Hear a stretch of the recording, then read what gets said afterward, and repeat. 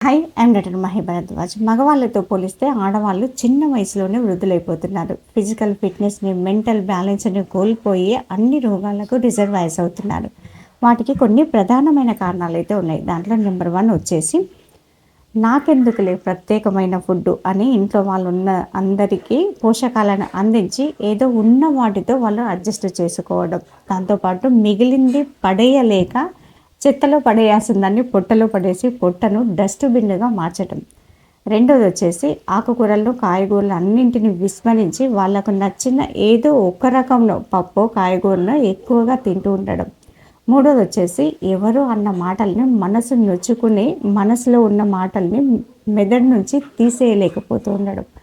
నాలుగోది వచ్చేసి ఇంట్లోనే చాలా పని ఉంటుంది, ఎక్సర్సైజ్ని మించిన పని అని చెప్పేసి అనుకుంటూ ఉండడం. కానీ ఎప్పుడు ఇంట్లో పనులు ఎక్సర్సైజ్కి, వర్కౌట్స్కి సమానం కావు. కాబట్టి వీటికి ప్రత్యేకమైన ఎక్సర్సైజ్లను సెలెక్ట్ చేసుకోవాల్సిందే, చేయాల్సిందే.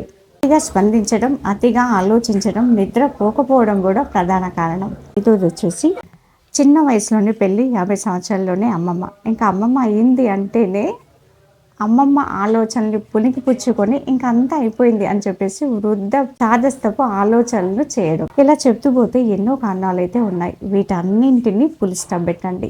ఇప్పటికైనా ఫిట్నెస్ని పెంచుకుంటూ ఆరోగ్యం వైపు అడుగులు వేయండి.